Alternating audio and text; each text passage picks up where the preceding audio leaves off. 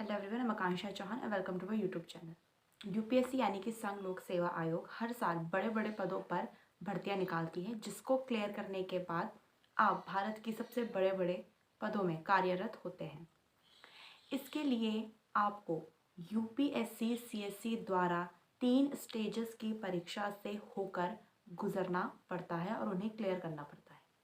पहला होता है प्रीलिम एग्जामिनेशन, दूसरा मेन एग्जामिनेशन और लास्ट में आता है इंटरव्यू। यूपीएससी आईएएस देश की काफ़ी जानी मानी परीक्षा है और इसके लिए हर साल लाखों उम्मीदवार परीक्षा भी देते हैं तथा इसमें सफल होने के लिए एक अलग ही होड़ मची रहती है। यदि आप भी यूपीएससी की तैयारी कर रहे हैं तो आपको प्रतियोगियों की संख्या देखकर घबराने की बिल्कुल भी ज़रूरत नहीं है, क्योंकि कुछ ही अभ्यर्थी इस परीक्षा को लेकर सीरियस होते हैं और योग्य भी होते हैं। कुछ अभ्यर्थी तो सिर्फ और सिर्फ यूपीएससी के द्वारा मिलने वाले 8 से 10 अटैम्प्ट का लाभ उठाना ही चाहते हैं, इसके अलावा उनका और कोई एम नहीं होता। अब आपको बताएंगे कि यूपीएससी सीएससी क्लियर करने के बाद 3 कौन कौन सी बड़ी पोस्ट है जहां आपको जॉब मिलती है। सबसे पहले है आईएएस अधिकारी। यूपीएससी क्लियर करने वाले उम्मीदवारों को आईएएस यानी कि भारतीय प्रशासनिक सेवा के माध्यम से देश के नौकरशाही ढांचे में काम करने का मौका मिलता है। हालांकि इससे पहले चयनित उम्मीदवारों को ट्रेनिंग दी जाती है।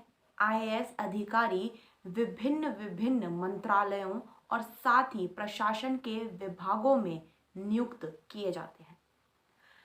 कैबिनेट सचिव एक आईएएस अधिकारी के लिए सबसे वरिष्ठ पद होता है। वैसे तो इस परीक्षा के लिए आपको बहुत ही पहले से तैयार होना होगा, लेकिन गंभीर रूप से कॉलेज के प्रथम वर्ष में एडमिशन लेने के बाद आईएएस की परीक्षा की तैयारी में आपको जुट जाना चाहिए।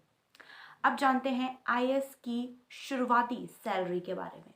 तो आईएएस की शुरुआती सैलरी करीब 56,100 से शुरू होती है, जिसमें यात्रा भत्ता, महंगाई भत्ता, किराया भत्ता इत्यादि अलग से जोड़ा जाता है। अब आगे बात करते हैं आईपीएस अधिकारी की। आईपीएस अधिकारी यानी कि इंडियन पुलिस सर्विसेज आईपीएस के तहत चयनित अधिकारी कानून व्यवस्था बनाए रखने का काम करते हैं। इन्हें एएसपी से लेकर डीआईजी, आईजी, डीजीपी के रूप में भी प्रमोशन मिलता है। देश में कानून को सही तरीके से लागू कराने का काम ही एक आईपीएस अधिकारी का होता है। इसके लिए दोस्तों आईपीएस अधिकारियों को कड़ी ट्रेनिंग से भी गुजरना होता है। एक आईपीएस अधिकारी को मिलने वाले मूल वेतन और भत्तों के अलावा इन्हें कई तरह के भत्ते मिलते हैं, जिसमें कि मेडिकल, बिजली और पानी का बिल, विदेश में अध्ययन के विकल्प और साथ ही मुफ्त फ़ोन कॉल, आवास व परिवहन जैसी सुविधाएं भी सरकार द्वारा उपलब्ध होती हैं। बात करते हैं आईएफएस अधिकारी की। आईएफएस अधिकारी भारतीय विदेश सेवा यानी कि आईएफएस के तहत चयनित अधिकारी विदेश मंत्रालय में अपनी सेवाएं देते हैं और विदेशी मामलों को लेकर ये आईएफएस काम करते हैं। यूपीएससी एग्जाम क्लियर करने के बाद 3 साल की ट्रेनिंग होती है और फिर आईएफएस ऑफिसर बनते हैं। आईएफएस अधिकारी डिप्लोमेसी से जुड़े मामलों में काम करते हैं और द्विपक्षीय मामलों को हैंडल भी करते हैं। आईएफएस का कुल वेतन की अगर बात करें तो ये लगभग 60,000 रुपये होता है। इसमें मूल वेतन, उसके साथ एचआरए, डीए, टीए, अन्य भत्ते भी इसमें शामिल होते हैं। यदि किसी भी उम्मीदवार को विदेशों में पोस्टिंग मिलती है तो उसका वेतन मान अलग होता है। उम्मीदवार को विशेष विदेशी भत्ते के तहत 2 लाख रुपये का वेतन भी प्राप्त हो सकता है।